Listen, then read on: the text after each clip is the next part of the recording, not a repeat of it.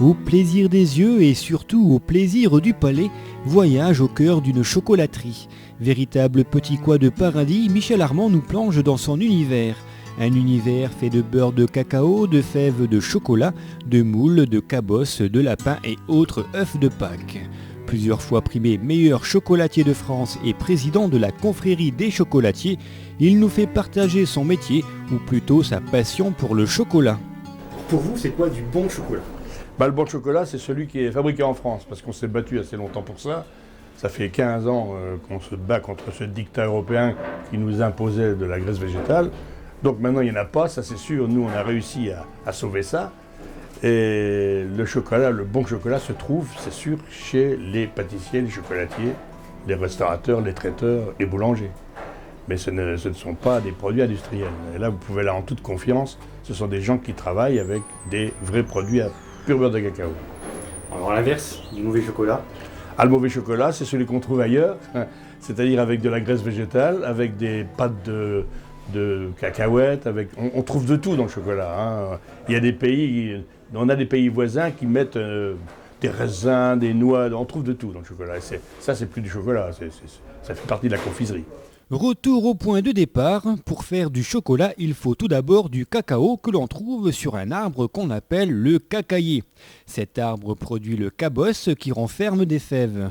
Ces fèves vont être écrasées, puis torréfiées pour obtenir le beurre de cacao, matière première indispensable pour la fabrication du chocolat. Le beurre de cacao, ça coûte, si je parle en ancien franc, 135 francs le kilo, ou à peu près 20 €. La graisse végétale, c'est 2 francs. Donc, pourquoi faire mauvais quand on peut faire bon ? On nous disait que c'était une question d'argent. C'est vrai, c'est une question d'argent, mais pas pour les mêmes. C'est-à-dire que les producteurs qui sont déjà dans le besoin en Afrique auraient gagné moins d'argent au profit des grosses industries qui nous auraient vendu en définitive de la matière première de mauvaise qualité. Alors on s'est battu au Parlement européen et on a obtenu en France de M. Renaud Dutreil l'autorisation de faire en définitive ce que l'on veut. Nous, on fait les artisans, les pâtissiers, les traiteurs, les restaurateurs ne travaillent que des chocolats pur cacao. L'industrie, ce n'est pas notre domaine, c'est autre chose, nous on ne s'en occupe pas, ce n'est pas du tout la même fabrication. Voilà, alors donc, le chocolat, on va le faire fondre, vous voyez, dans cette machine, à 55 degrés. Quand il est fondu, on va le redescendre à 27 degrés et après on va le remonter à 31 degrés. Et seulement quand il est à 31 degrés, on va pouvoir le travailler. Le chocolat fondu vient ensuite l'étape du moulage. En polycarbonate, les moules prennent de multiples formes. Des cœurs à la Saint-Valentin, des Saint-Nicolas à la Saint-Nicolas, des Pères Noël à Noël et des poissons à Pâques. Vous voyez déjà, on va les peindre. Vous avez du chocolat, c'est toujours du chocolat blanc qui était légèrement coloré, avec des produits naturels. On ne peut pas mettre autre chose. C'est des produits bien spéciaux pour la coloration du chocolat. Et puis on va faire ça à la main. Quand ça va être froid, dans quelques minutes, seulement à ce moment-là, on peut le garnir au pinceau pour éviter les bulles.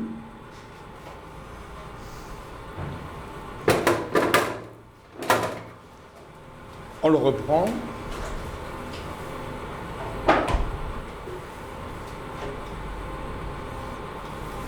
Ce qui fait l'épaisseur du chocolat. Si vous attendez 2-3 minutes, ça va être plus épais. Quand vous le revidez, vous avez juste le tour. On peut faire du plein, il suffit d'attendre. Mais c'est pas possible de vendre ça plein. D'abord, ça, on ne pourrait pas le casser. Et puis, le chocolat, plus c'est fin, plus ça croque.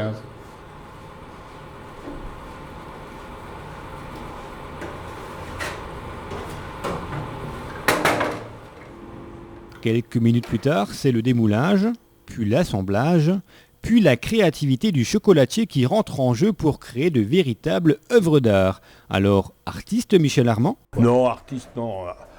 Artisan. Enfin, dans artisan, il y a le mot artiste, c'est sûr. Ben, nous, on ne fait pas des séries. On n'a jamais fait de série en quoi que ce soit.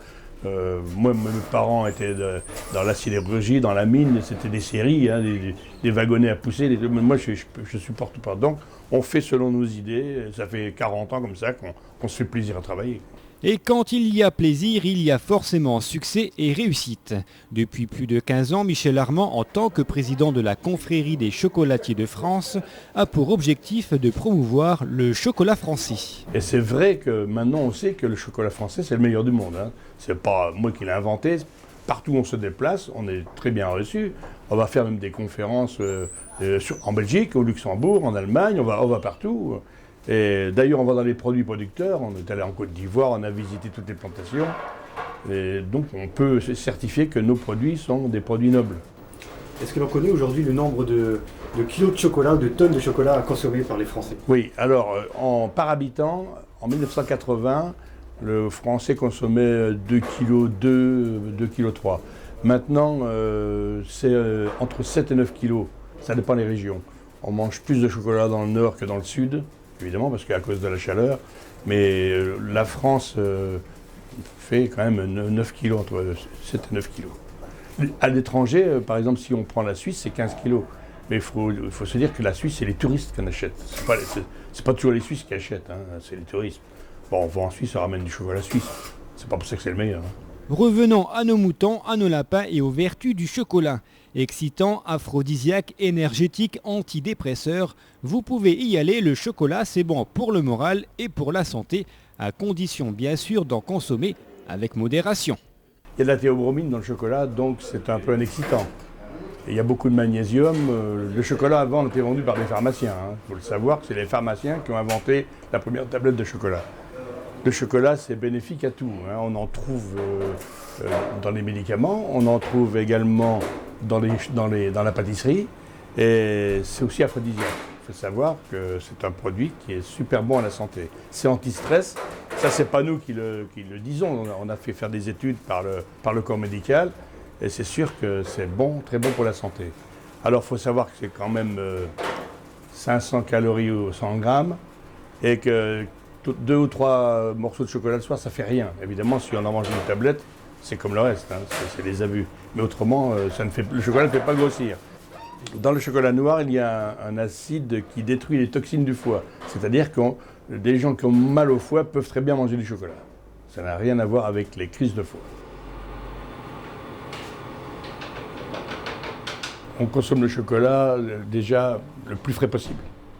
On ne peut pas s'amuser à stocker du chocolat. De toute façon, il y a quand même des dates de péremption assez courtes, surtout quand le chocolat est garni. C'est-à-dire le petit chocolat, à l'intérieur vous avez de la ganache, c'est donc de la crème fraîche avec du chocolat. Ça se conserve 15 jours, 3 semaines, ça ne se conserve pas. Par contre, le chocolat à moulage ou les tablettes, ça peut se conserver 6 mois. Il n'y a pas de problème, puisque dedans, c'est une matière sèche, ça ne peut pas fermenter. Mais par contre, si vous le gardez trop longtemps, il va saponiser, c'est-à-dire qu'il va sentir le savon. Alors là, c'est que le chocolat est pas bon, mais il faut au moins attendre 1 an. Et si le chocolat blanchit, c'est pas pour ça qu'il n'est pas bon. Le chocolat peut très bien blanchir. C'est le beurre de cacao qui ressort parce qu'il y a eu un coup de chaud, et puis, mais il est consommable. Et ça ne sert à rien de le mettre au frigo, parce qu'au frigo aussi, il blanchit. Et ça ne lui donne rien. Le chocolat, ça doit être gardé à température entre 15 et 25 degrés, il n'y a aucun souci. Par contre, à 28 degrés, il va commencer à fondre. Alors là, ça fond, mais c'est pas pour ça qu'il est mauvais. Autrement, c'est un produit, surtout en chocolat frais, il faut les consommer rapidement. Parce que dans nos produits, il n'y a pas de conservateur. Petit bémol, cependant, pour la profession, les chocolatiers se font de plus en plus rares. L'apprentissage est quasi inexistant, faute de volontaires. Les jeunes ne veulent pas s'embêter pendant 2 ans à faire du chocolat. C'est un métier qui est aussi aléatoire, c'est saisonnier. Il faut trouver la solution pour faire autre chose quand on ne vend pas de chocolat. L'été, on fabrique des bonbons l'été. On fabrique des glaces, des bonbons, on fabrique de la pâtisserie. Et c'est quand même un métier où il faut toujours être présent. Alors on est ouvert les dimanches, on est ouvert tout le temps, évidemment, ça démotive les gens qui veulent travailler. Maintenant, c'est la mode au week-end du vendredi jusqu'au dimanche. Alors nous, ça ne nous arrange pas du tout. Chocolat au lait ou chocolat noir, en morceaux ou en plaquettes, en lapin ou en ballotin, en praliné ou en poudre, en truffe ou en mousse, le chocolat se décline en de multiples variétés et sous toutes ses formes. Avec ses 115 millions d'euros de chiffre d'affaires annuel, le chocolat n'est pas près de disparaître de nos rayons, de nos pâtisseries et chocolateries. Alors, joyeuse Pâques à tous, avec du chocolat bien sûr.